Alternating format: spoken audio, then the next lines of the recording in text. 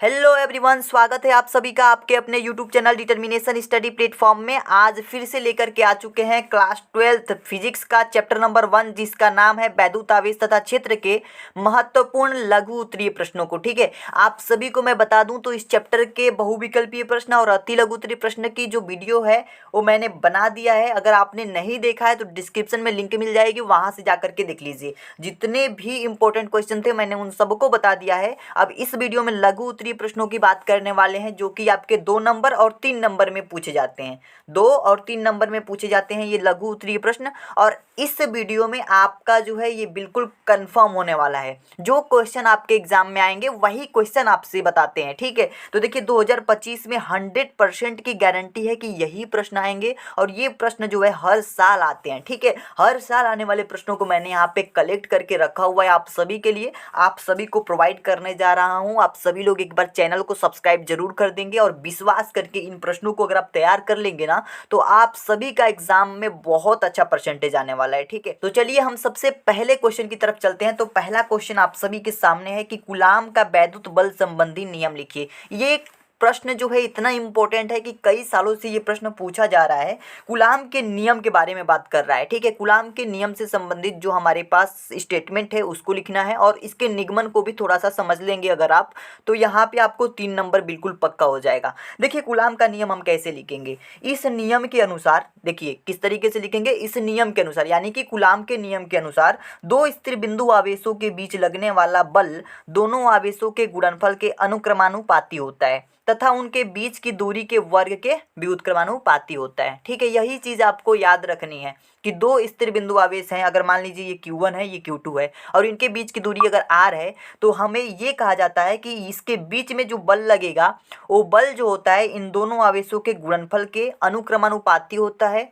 और बीच की दूरी जो R है इसके व्युत्क्रमानुपाती होता है। ठीक है, तो यही चीज का स्टेटमेंट बना करके यहाँ पे हम इसकी डेरिवेशन कर सकते हैं। देखिए हमारे पास यहाँ पे कह रहा है कि स्थिर बिंदु आवेशों के बीच लगने वाला जो बल होगा, बल क्या होगा, बल प्रोपोर्शनल यानी कि अनुक्रमानुपाती होगा दोनों आवेशों के गुणनफल के। ठीक है, तो Q1 गुणे में Q2, इन दोनों आवेशों के गुणनफल के अनुक्रमानुपाती होगा बल। तो ये हमारे पास एक पहली इक्वेशन बन जाएगी। और दूसरी इक्वेशन ये बनेगी कि बल जो होगा ना इसके बीच की दूरी के व्युत्क्रमानुपाती होता है, यहाँ पे लिखा गया है। ठीक है, बीच की दूरी के वर्ग के व्युत्क्रमानुपाती होता है। तो बीच की दूरी के वर्ग के व्युत्क्रमानुपाती करेंगे तो r का स्क्वायर लिख देंगे। तो यहाँ पे ये सेकेंड इक्वेशन बन गई। ठीक है, और एक सेकेंड इक्वेशन और फर्स्ट इक्वेशन दोनों इक्वेशन की अगर मल्टीप्लीकेशन करा देंगे हम तो वहाँ पे क्या निकल के आएगा ये हम देख लेते हैं। ठीक है, तो हम क्या करेंगे, सबसे पहले अगर हम लिखें कि समीकरण फर्स्ट व समीकरण सेकेंड से, ठीक है, समीकरण 1 व समीकरण 2 से, ठीक है, आगे अगर हम इसको करें तो F प्रोपोर्शनल हो जाएगा। अगर देखिए Q1 Q2 का मल्टीप्लाई अगर 1 में होगा तो ये हो जाएगा Q1 Q2 अपन में नीचे क्या आ जाएगा R स्क्वायर। इस तरीके का एक सूत्र आ जाएगा। अब यहाँ पे हमारा प्रोपोर्शनल का निशान है यानी कि अनुक्रमानुपाती का चिन्ह है। इस चिन्ह को हटाकर जब बराबर का चिन्ह लगाएंगे तो एक कांस्टेंट जुड़ जाएगा K और Q1 Q2 अपन में R स्क्वायर आ जाएगा।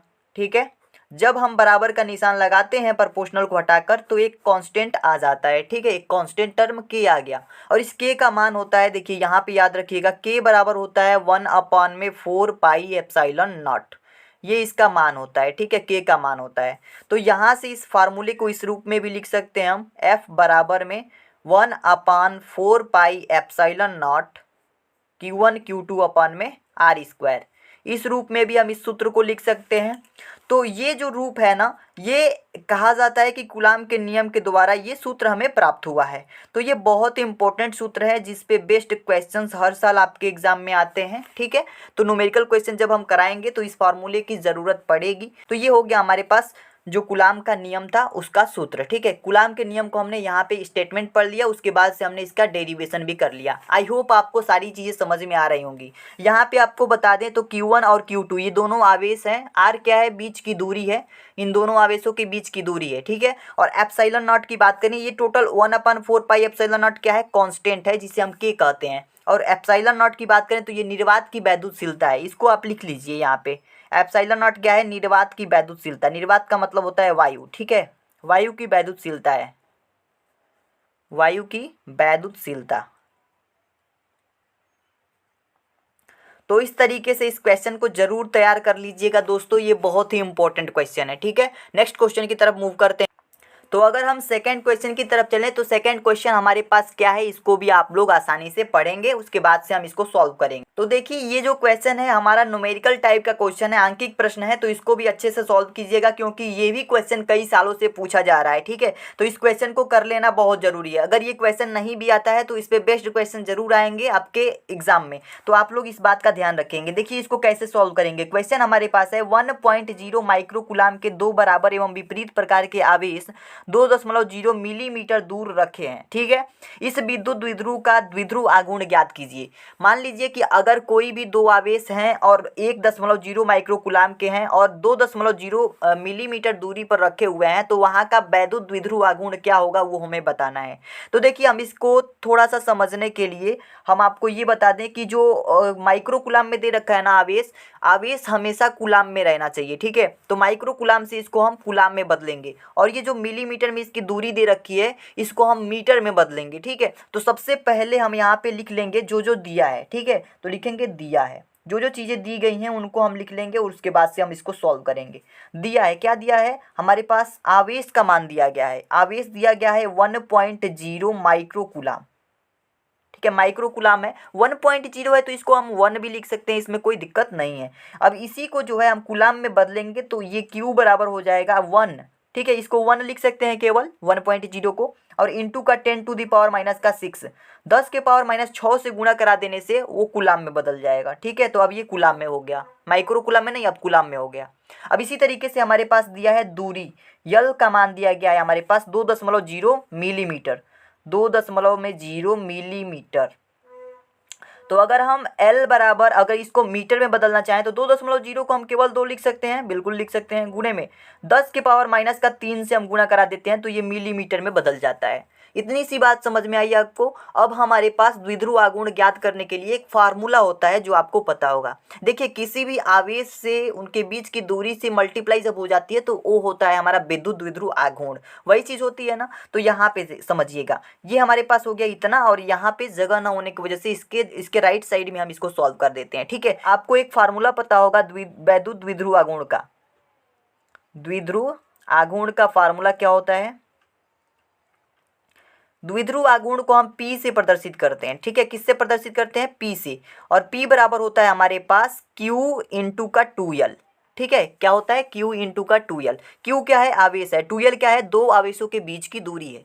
तो P बराबर में हम क्या निकाल पाएंगे, यहाँ पे Q का मान क्या है, 1 इंटू 10⁻⁻6, 1 इंटू 10⁻⁻6, और गुणा है, और 2L है ना, तो 2L है, इसका मतलब कि 2 को तो हम 2 लिखेंगे, गुणे में L का मान क्या है, 2 गुणे 10⁻⁻3, 2 गुणे 10⁻⁻3। अब इसको सॉल्व करेंगे तो P बराबर क्या निकल के आएगा, 2 दूना का 4, 4 एक कम 4, 4 हो जाएगा, गुणे में 10 के पावर, देखिए अगर बेस बराबर हो यानी अगर आधार बराबर हो तो उसके घातांक क्या होते हैं, जुड़ जाते हैं। तो -6 और -3 ये जब आपस में जुड़ेंगे तो क्या हो जाएगा, -9 हो जाएगा। ठीक है, तो 4 गुणे 10⁻⁻9 ये आपका आंसर हो जाएगा। अब इससे ज़्यादा नीचे इसको सॉल्व नहीं करेंगे, यहाँ पे आप लिख देंगे आंसर, तो आपका काम बन जाएगा। आई होप आपको ये क्वेश्चन समझ में आ गया होगा। ठीक है, आसानी से आप इसका आंसर निकाल सकते हैं, इसमें किसी भी प्रकार की कोई ऐसी डाउट नहीं होनी चाहिए कि हमें समझ नहीं आया, क्योंकि इसको मैंने बहुत अच्छे से समझाया कि सबसे पहले माइक्रोकूलाम वाले आवेश को हम कूलाम में बदल लेंगे, उसके बाद से दूरी को हम मीटर में बदल लेंगे, और उसके बाद से हम इसमें फार्मूला लगा करके इसको सॉल्व कर लेंगे बस। ठीक है, और कुछ नहीं करना है। तो 2 क्वेश्चन हो गए, अगले क्वेश्चन की तरफ मूव करते हैं। तो नेक्स्ट क्वेश्चन हमारे पास 3rd नंबर है, वैद्युत द्विध्रुव आघूर्ण से आप क्या समझते हैं। ठीक है, अगला क्वेश्चन है कि वैद्युत द्विध्रुव आघूर्ण से आप क्या समझते हैं। देखिए इसका उत्तर मैंने बहुत ही सिंपल भाषा में लिखा हुआ है, अभी हमने वैद्युत द्विध्रुव आघूर्ण ही ज्ञात किया है, और इसकी अगर परिभाषा लिखने के लिए कहेगा तो आप कैसे लिखेंगे, और इसके लिए 2 या 3 नंबर आपको मिल सकते हैं, तो आसानी से आप इसे लिखकर अपना पूरा नंबर पा सकते हैं। देखिए लिखेंगे आप, वैद्युत द्विध्रुव में उपस्थित किसी भी एक आवेश के परिमाण के बीच की दूरी के साथ गुणनफल वैद्युत द्विध्रुव आघूर्ण कहलाता है। अगर हमारे पास ये 2 आवेश हैं, विपरीत आवेश हैं, प्लस Q आवेश माइनस Q आवेश, इनके बीच की दूरी अगर 2l है तो इसके बीच की दूरी के साथ अगर किसी भी आवेश का मल्टीप्लाई हो जाए ना तो उसे ही हम कहते हैं वैद्युत द्विध्रुव आघूर्ण। यही चीज हमने यहाँ पे फार्मूले के माध्यम से लिखा है, P बराबर, P को हम वैद्युत द्विध्रुव आघूर्ण कहते हैं, बराबर में Q इंटू का 2l। अगर इस आवेश का मल्टीप्लाई इस 2l के साथ हुआ है तो ये इसका वैद्युत द्विध्रुव आघूर्ण कहलाएगा। ठीक है, और इसके मात्रक की बात करें तो Q आवेश का मात्रक कूलाम होता है और दूरी का मात्रक मीटर, तो अब कूलाम मीटर इसका क्या हो जाएगा, मात्रक हो जाएगा। और इसके बीमा की बात करें तो AT कूलाम का बीमा हो गया और यल जो है मीटर की बीमा हो गई, तो ATL ये इसकी बीमा हो जाती है, किसकी, वैद्युत द्विध्रुव आघूर्ण की। आई होप आपको ये भी समझ में आ गया होगा। तो अब हम बात करने वाले हैं क्वेश्चन नंबर 4 के बारे में, जो कि बहुत इंपॉर्टेंट है आप सभी के लिए। ठीक है, अभी तक हम लोगों ने 3 प्रश्न किया। चौथा नंबर प्रश्न है, वैद्युत फ्लक्स से क्या तात्पर्य है, इसे आवश्यक सूत्र तथा मात्रक द्वारा समझाइए। ये क्वेश्चन बहुत ही इंपॉर्टेंट है, कई सालों से ये क्वेश्चन पूछा जा रहा है। वैद्युत फ्लक्स की परिभाषा बतानी है हमें और इसका सूत्र लिखना है और इसकी मात्रक लिखनी है। देखिए इसका सरल जो परिभाषा है क्या हो सकता है, मैंने बहुत सरल भाषा में लिखा है, वैद्युत क्षेत्र में स्थित किसी काल्पनिक पृष्ठ से होकर गुजरने वाली वैद्युत बल रेखाओं की संख्या की माप को हम वैद्युत फ्लक्स कहते हैं। किसे कहते हैं, अगर कोई हमारे पास बंद पृष्ठ है तो इससे गुजरने वाली जितनी भी बल रेखाएं हैं उन सभी की संख्याओं की माप को ही वैद्युत फ्लक्स कहा जाता है। ठीक है, और वैद्युत फ्लक्स को फाई के द्वारा हम प्रदर्शित करते हैं। यहाँ पे देखिए फाई के द्वारा हम वैद्युत फ्लक्स को प्रदर्शित करते हैं और आप इस फिगर को जरूर बनाइएगा। इस फिगर में आपको ये समझना है कि अगर कोई काल्पनिक पृष्ठ हम मान लेते हैं तो इस काल्पनिक पृष्ठ के अल्पांश भाग को लेते हैं। अल्पांश भाग का मतलब है एक छोटा सा भाग। ठीक है, इस छोटे से भाग की वैद्युत क्षेत्र की तीव्रता इस दिशा में होगी और यहाँ का इसका क्षेत्रफल जो होगा वेक्टर A इस दिशा में होगा। ठीक है, और वैद्युत क्षेत्र और इसके क्षेत्रफल के बीच जो है एक कोण आंतरित होगा जिसे हम थीटा कोण कहते हैं। तो यहाँ से इसका फॉर्मूला निकलेगा, फाई बराबर में वेक्टर E डॉट में वेक्टर A। जब भी vector E dot vector A आएगा तो आप ये समझ लीजिएगा, अगर डॉट आता है तो इसके साथ cos थीटा एक घटक जुड़ जाता है। तो इसको हम इस तरीके से भी इस फार्मूले को लिख सकते हैं कि फाई बराबर में EA cos थीटा। ठीक है, ये इनका फार्मूला हो गया। ये दोनों जो है ये मोस्ट इंपॉर्टेंट फार्मूला है जिसे आप जरूर तैयार कर लेंगे। ठीक है, अब इस फार्मूले को हम ज्ञात करने के बाद से इसके मात्रक की बात करेंगे। तो मात्रक इसका हो जाएगा, देखिए ये वैद्युत क्षेत्र की तीव्रता है, वैद्युत क्षेत्र की तीव्रता का मात्रक होता है न्यूटन पर कूलाम। ठीक है, और ये एरिया है तो मीटर स्क्वायर, तो न्यूटन मीटर स्क्वायर पर कूलाम इसका मात्रक हो जाएगा। किसका मात्रक, वैद्युत फ्लक्स का मात्रक। वही इसके बीमा की अगर बात करते हैं तो बीमा हो जाएगी इसकी ml के पावर 3 t के पावर -3 और a के पावर -1।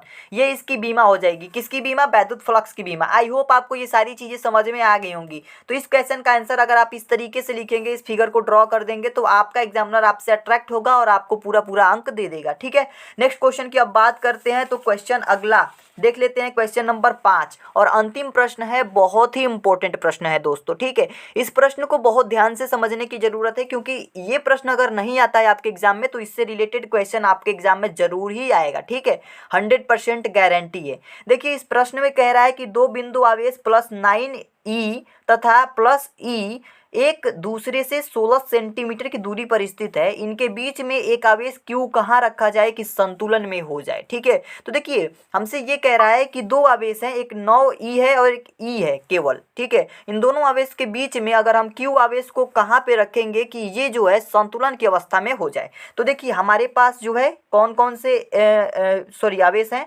एक 9e है या 9 इलेक्ट्रॉन का आवेश है और एक इलेक्ट्रॉन का आवेश है। ठीक है, तो इस तरीके से दो आवेश हैं हमारे पास, इसको हम ऐसे कर लेते हैं थोड़ा सा समझने के लिए। अब इनके बीच की दूरी भी हमारे पास दी गई है, दूरी है 16 सेंटीमीटर। इनके बीच की दूरी है 16 सेंटीमीटर। अब देखिए इसमें कह रहा है कि इनके बीच में कोई Q आवेश को कहाँ पे रखें कि ये संतुलन की स्थिति में हो। ठीक है, संतुलन की स्थिति में हो। तो मान लेते हैं इनके बीच की दूरी क्या है, 16 सेंटीमीटर दी गई है। तो अगर हम केवल Q से लेकर के 9e तक के दूरी की बात करते हैं तो इसको हम मान लेते हैं कि x है। क्या है, x है। हम सपोज कर लेते हैं, मान लेते हैं, लेट कर लेते हैं। ठीक है, तो बाकी जो दूरी है वो कितना हो जाएगी, 16 माइनस का x हो जाएगा कि नहीं। एक को अगर x मानते हैं आधा दूरी को, तो आधा दूरी क्या हो जाएगा, 16 माइनस का x। 16 माइनस का x इसको लिख सकते हैं यहाँ तक की दूरी को। ठीक है, यहाँ तक की दूरी को 16 माइनस x और इसको x मान लिए हैं। ठीक है, तो हम यहाँ पे जो चीज़ें हमने यहाँ पे की है इसको हम लिखेंगे भी। तो इसको हल करते समय बहुत सिंपल है क्वेश्चन, थोड़ा सा अगर एक दो बार समझ लेते हैं ना तो ये आप आसानी से कर ले जाएंगे। लिखेंगे माना, तो देखिए हमें ये लिखना है कि जैसे ये Q आवेश है तो Q आवेश से 9e तक की दूरी जो है कितनी है। तो Q से माना Q से प्लस 9e आवेश तक की दूरी x है, ठीक है, x सेंटीमीटर है। इसकी दूरी हम 1 सेंटीमीटर मान लिए हैं, तो मान लिए हैं तो अतः क्या हो जाएगा, बाकी जो दूरी है Q से प्लस E तक की दूरी जो होगी क्या हो जाएगी, 16 माइनस का x सेंटीमीटर होगी। ये चीज़ हमने लिख दिया, ठीक है। इतनी सी बात समझ में आ रही है कि इतना दूरी x है और इतना दूरी क्या हो जाएगा 16 माइनस का x, क्योंकि इस पूरे टोटल दूरी दी गई है 16 सेंटीमीटर, ठीक है। आगे इसको सॉल्व करने के लिए आप यहाँ पे थोड़ा सा फोकस करेंगे, थोड़ा सा ध्यान दीजिए कि अगर 9 इलेक्ट्रॉन की वजह से अगर इस पे फोर्स लगेगा, इस Q आवेश पे, तो इस तरफ लगेगा F1, और E इलेक्ट्रॉन की वजह से इस Q पर फोर्स लगेगा वो इस तरफ लगेगा F2। इस तरीके से इस पे फोर्स भी तो लगेगा ना, तो ये जो फोर्स होंगे ना आपस में क्या होंगे, बराबर होंगे, और ये विपरीत होंगे। फोर्स की दिशा क्या होगी, विपरीत होगी। क्यों, इसके वजह से इस पे लगा है तो इधर इस साइड में लगा है विपरीत, मतलब विपरीत फोर्स लगेंगे। F1 और F2 बराबर होगा लेकिन विपरीत होगा, ठीक है। तो इस तरीके का फोर्स लगेगा, तो इस तरीके की कोई हमारी इक्वेशंस बनेगी। अगर इसको हम सॉल्व करें तो F यानी कि F1 का सूत्र आपको पता होगा, कूलाम के नियम द्वारा आपने सूत्र पढ़ा होगा, 1/4 पाई एप्सिलॉन नॉट, और Q1 Q2 होता है, तो Q1 ये है Q2 ये है, इसको मान लेंगे, ठीक है। तो 9e लिखेंगे और गुणे में Q1 इंटू में Q2, ये Q बट्टा में R स्क्वायर, तो इनके बीच की दूरी क्या है, x है, तो यहाँ पे हम x स्क्वायर लिखेंगे, x का स्क्वायर बराबर में क्या हो जाएगा, अब इसका भी F2 के लिए भी हमारे पास सूत्र क्या हो जाएगा, 1/4 पाई एप्सिलॉन नॉट, और यहाँ पे क्या लिखेंगे, यहाँ से यहाँ तक की दूरी, तो E गुणे में Q लिखेंगे, E इंटू में Q अपान में, अब इनके बीच की दूरी 16 माइनस x है, तो 16 माइनस x का स्क्वायर, इस तरीके से कर देंगे, बिल्कुल सिंपल है। अब यहाँ पे देखिए ये हमारा टोटल टर्म क्या हो जाएगा, कट जाएगा एक दूसरे से, क्योंकि ये दोनों आपस में बराबर में है। अब ये Q और Q भी कट जाएगा, E और E भी कट जाएगा यहाँ पे, ठीक है। अब आगे अगर इसको लिखना चाहें तो 9 बट्टा में x स्क्वायर लिखेंगे और बराबर में क्या हो जाएगा, 1 बट्टा में 16 माइनस का x स्क्वायर, ये चीज़ बच जाएगी। अगर हम इसको वापस से आगे सॉल्व करना चाहें तो यहाँ पे हो जाएगा हमारे पास 16 माइनस का x का स्क्वायर बट्टा में क्या हो जाएगा, x का स्क्वायर, ठीक है, और बराबर में हो जाएगा हमारे पास 1 बट्टा में 9, ये 9 नीचे चला आएगा, ये ऊपर चला जाएगा, ठीक है। इसको हमने इस साइड में कर लिया, तो यहाँ पे दोनों में स्क्वायर है, तो हम इसको इस टर्म में भी लिख सकते हैं 16 माइनस एक्स और x का होल स्क्वायर, इस तरीके से भी लिख सकते हैं, और 1 बट्टा 9 हो जाएगा। अब यहाँ पे आगे इसको देखें, थोड़ा सा आगे इम्प्लाइज दैट दे करके देखते हैं। यहाँ पे स्क्वायर है, स्क्वायर को इधर भेजेंगे तो 16 माइनस का x बट्टा में x बराबर क्या हो जाएगा, अंडर रूट में 1/9। इस स्क्वायर की वजह से इधर क्या हो जाएगा, रूट लग जाएगा जब यहाँ से स्क्वायर हटेगा। तो आगे इसको देखें तो यहाँ पे क्या हो जाएगा, 16 माइनस का x बट्टा में x बराबर में आ जाएगा हमारे पास प्लस और माइनस का 1/3, क्योंकि 9 का वर्गमूल क्या हो जाएगा, 3 हो जाएगा, और वर्गमूल से जब बाहर निकालेंगे इस रूट से, करड़ी से, तो ये 3 बच जाएगा यहाँ पे, ठीक है।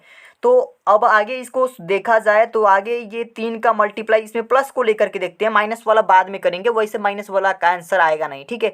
3 वाले से करके देखते हैं प्लस करके, तो 16 माइनस का x बट्टा में x बराबर में 1/3, इसको लेकर के इसको सॉल्व करते हैं तो 16 48, क्या आएगा 48, माइनस का 3x और बराबर में ये x का गुना 1 में होगा तो x बच जाएगा। आगे इसको सॉल्व करेंगे तो 48 और बराबर में क्या आ जाएगा, इधर 3 इधर जाएगा, प्लस में 3 हो जाएगा तो 4x हो जाएगा, ठीक है। और 4 से जब 48 को काटेंगे तो 4 12 चौका 48 हो जाएगा, तो यहाँ से x की वैल्यू जो होगी 12 मिल जाएगी, यानी कि 12 सेंटीमीटर में ये आ जाएगा। और अगर 12 सेंटीमीटर दूरी पर हम उस आवेश को रखते हैं तो संतुलन की अवस्था में होगी। आई होप आपको समझ में आ गया होगा, ये आपका आंसर आ गया, ठीक है। किसी भी तरीके की इसमें दिक्कत नहीं होनी चाहिए, बस आपको स्टेप वाइज करते जाना है। थोड़ा सा लेंदी है और इतना तो करना ही पड़ेगा क्योंकि स्टेप मार्किंग होती है। अगर आप डायरेक्ट सॉल्व करते हैं तो आपको पूरे पूरे अंक नहीं मिलेंगे, स्टेप मार्किंग होती है, तो आप जो है इस तरीके से करेंगे। आई होप आपको ये सारी चीज़ समझ में आ रही होंगी। तो दोस्तों अभी के लिए इतना ही, मिलते हैं एक नई धमाकेदार वीडियो में, तब तक के लिए धन्यवाद।